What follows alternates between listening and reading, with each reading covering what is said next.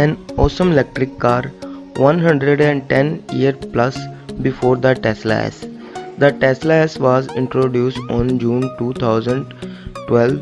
One 2 years earlier, Porsche unveiled the Loner Porsche automobile at the 90s Turgis Content Paris World Exposition. The automobile had hub-mounted electric motors that were directly powered by 1800 kg of lead-acid batteries. Most automotive historians recognize this 19th Loner Porsche as the first full electric automobile.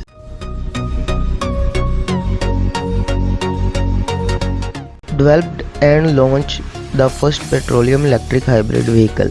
Over the course of its development, the Loner Porsche evolved through several variations and ultimately engagement as the distant ancestor of a type of vehicle we recognize today as a hybrid. This new vehicle was named Loner Porsche Mixed Hybrid. The mixed hybrid featured a Daimler internal combustion engine, in turn the engine that was fitted to a generator to drive the electric hub-mounted motors.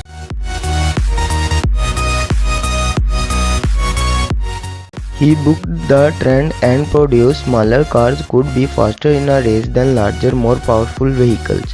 Ferdinand Porsche developed a race car of Astro Daimler which was considerably smaller than competing car but won a total of 43 races anyway, thanks in part to its lighter frame.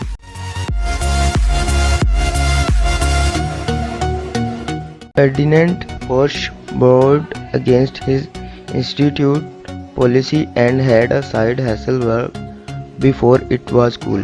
While Ferdinand's goal of developing his own brand of automobile remained the focus of his ambition, his design firm needed to be profitable. Using relationships he had developed while working for other automobile companies, Ferdinand began to seek out opportunities to bring work into his firm.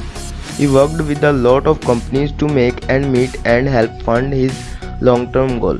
Porsche Engineering's first contract was the Auto Union under its Vendor brand.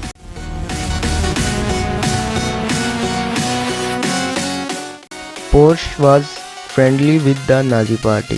Hitler chose to sponsor an all-new state-owned automobile factory that could produce the people's car, and upon reviewing the conceptual vehicle that Ferdinand had developed, made the decision to move forward with Porsche design.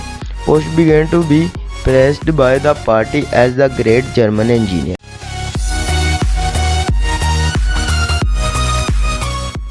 Porsche was a super popular sports car company year before the 911 was even conceived. By the early 1960s, on the back of the commercial success of the 356 over the past decade, Porsche had garnered a reputation for building quality high-performance vehicles that handled equally well on and off the racetrack.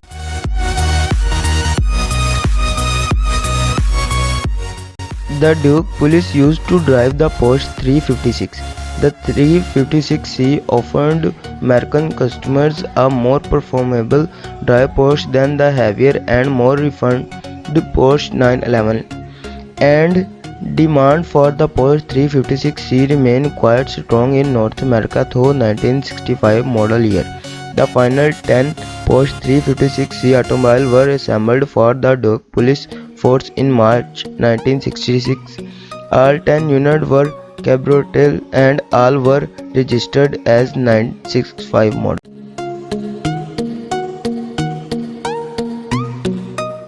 The company tried to kill the 911 multiple times. Thankfully, it didn't happen. Dr. Erizant was not a member of Porsche family but had been an integral part of company success when he was made the CEO of Porsche AG. As CEO, one of the firm's personal objectives was to increase production of Porsche 911 during the 1970s and replaced it with a front-engine car. He had begun pressing Ferrari purchase to approve development for a new model.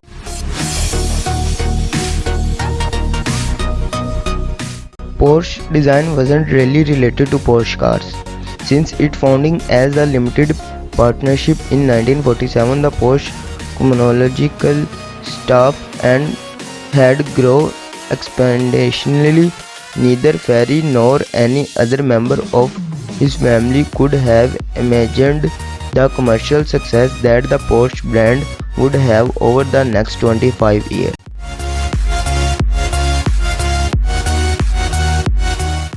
Ferry Porsche died the same year as Enzo Ferrari. I am not a believer in coincidence, but two great car were part of two of the greatest car companies like us love dying the same year is pretty intensity. Ferrari had a big part to play in Porsche history and was an icon. 1998 was another significant year in the growing of Porsche brand globally, but it would also be a year tinged with the great sadness for the Porsche company and for Porsche enthusiasts around the world.